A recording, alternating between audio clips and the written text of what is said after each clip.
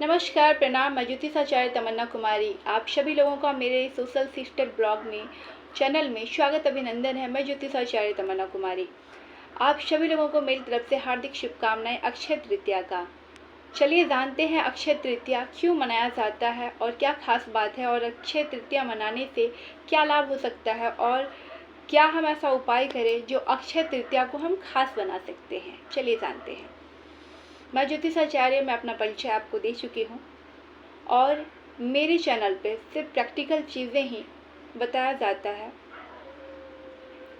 जो एकदम प्रैक्टिकल होता है वही बात मैं आपसे बताती हूँ, और मैं प्रयास करती हूँ कि आप भी दूसरों को शेयर करके सब्सक्राइब कीजिए मेरे चैनल को और अच्छी जानकारी लीजिए।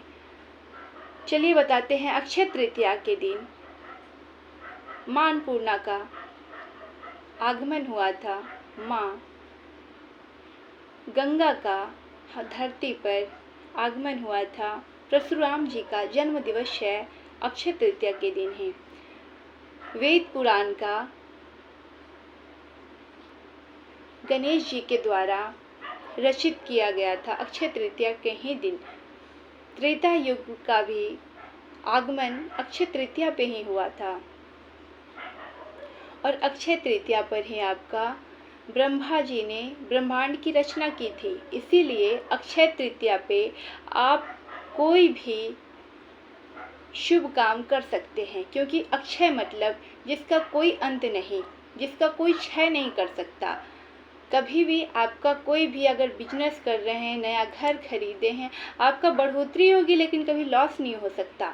इसीलिए अक्षय तृतीया का कोई मुहूर्त नहीं होता। अक्षय तृतीया के दिन पूरा दिन मुहूर्त होता है। अक्षय तृतीया के दिन आप कौन सी चीज़ों को खरीद सकते हैं। आप नया कार खरीद सकते हैं, नया घर खरीद सकते हैं, आप नया व्यापार स्टार्ट कर सकते हैं।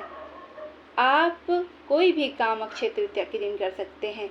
अक्षय तृतीया के दिन बहुत लोग सोना चांदी खरीदते हैं, क्योंकि वो ऐसा मानते हैं कि इससे बढ़ोतरी होगी।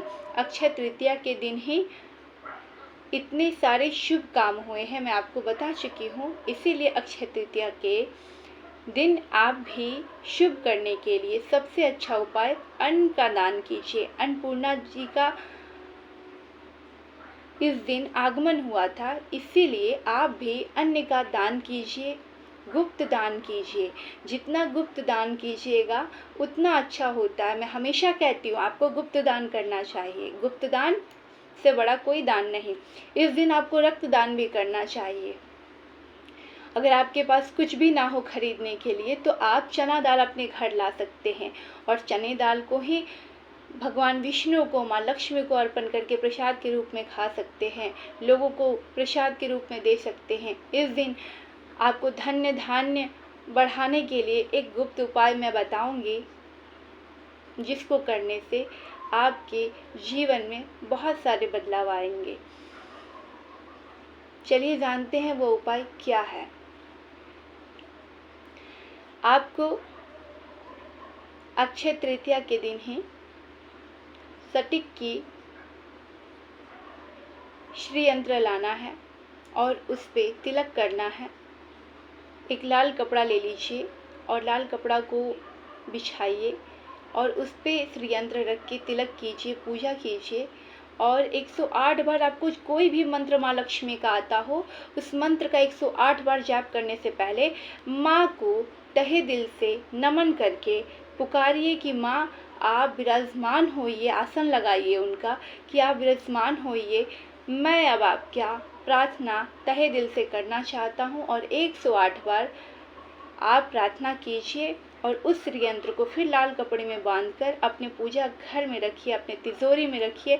लेकिन अपने ऑफिस जाने से पहले उस यंत्र को अवश्य देखें। जब भी आप उसे देखकर घर से बाहर जाएंगे, आपका काम अवश्य बनेगा, आपका काम अवश्य होगा। लेकिन श्री यंत्र को आप प्रतिदिन धूप दीप कीजिएगा, और ऐसा कोई भी भूल चूक मत कीजिएगा। जैसे बहुत लोग मांस मदिरा का सेवन करते हैं, तो ऐसा बिल्कुल मत कीजिएगा। ध्यान रखिएगा, ये सब चीज़ वर्जित है, ये सब चीज़ नहीं कीजिएगा। और अच्छे से धूप दीप कीजिएगा, आपका काम अवश्य होगा। दूसरा गुप्त उपाय मैं आपको बताने जा रही हूँ। उससे पहले एक छोटा सा उपाय और बता दूँ मैं आपको, कि कभी भी कोई भी दान करते हैं आप, तो ऐसे व्यक्ति को दान दीजिए जो सच में उसको उसकी ज़रूरत हो। आप पंडित जी को भी दान कर सकते हैं, आप किसी को भी दान कर सकते हैं, लेकिन जो दान करते हैं वो गुप्त कीजिए। लेकिन मैं यही मानती हूँ कि आप जब भी किसी को दान दीजिए, ऐसे व्यक्ति को कि ज़रूरतमंद हो, या तो ऐसे व्यक्ति को जो आप जिसको जानते हो और आपकी चीज़ों को वो तहे दिल से स्वीकार करे। आप जो वस्तु उन्हें दिए हैं उससे वो प्रसन्न हो, दुखी ना हो, इस बात का ध्यान दीजिएगा। और भूल से भी इस दिन झूठ ना बोले। और सुबह प्रातःकाल इस दिन आपको गंगा स्नान करना चाहिए, आपके सारे पाप कष्ट दूर हो जाते हैं। तो गंगा स्नान बहुत ज़रूरी है, इस दिन गंगा स्नान ज़रूर कीजिए। अगर आप गंगा स्नान कोई किसी कारणवश नहीं करने जा सकते हैं तो क्या करना चाहिए, आपको अपने ही घर में गंगा जल अपने पानी में मिलाना है और उसी से स्नान करना है। प्रातःकाल ही आप पूजा कर लीजिए। उसके बाद आप प्रसाद भी लोगों को बांट सकते हैं, शरबत भी बांट सकते हैं, अन्न का भी दान दे सकते हैं, किसी को रुपये पैसे का भी दान दे सकते हैं। दान आप कुछ भी दे सकते हैं और कुछ भी इस दिन खरीद सकते हैं, यह आपके ऊपर है। बस इस दिन झूठ नहीं बोलना है, किसी से छल कपट नहीं करना है, किसी को उधार पैसा देना नहीं है, किसी से उधार पैसा लेना नहीं है। हमेशा ध्यान रखिए, उधार नहीं देना है। अपने दिल से आप कुछ भी दे सकते, सिर्फ उधार नहीं देना है। चलिए वो गुप्त उपाय क्या है। इसी दिन आपको गुलाब का इत्र लाना है, ओरिजिनल, मैं डुप्लीकेट की बात नहीं कर रही हूँ। ओरिजिनल इत्र गुलाब का लाइए, माँ लक्ष्मी को अर्पण कीजिए।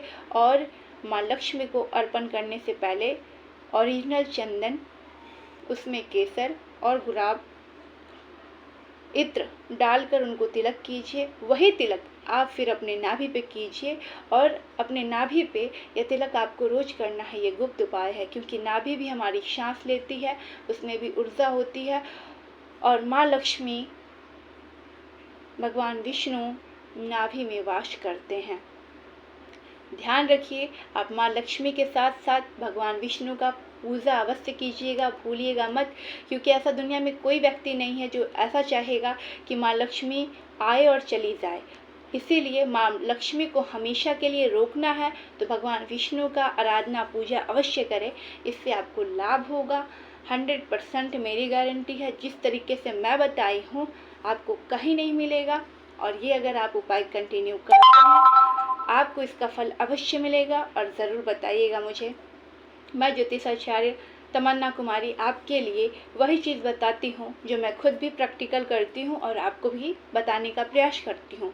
और बांटने से बढ़ता है ज्ञान। और मैं आपसे एक ही प्रार्थना करूँगी कि आप भी मेरी वीडियो को ज़्यादा से ज़्यादा लोगों के पास शेयर करें, क्योंकि आपके द्वारा किसी का भला हो, ये मैं भी चाहती हूँ। और हमेशा हमारे भारत का कल्याण हो, हमारे सनातन संस्कृति की जय हो। जय माता दी, जय महाकाल, जय माँ बंगला मुखी, जय माँ लक्ष्मी।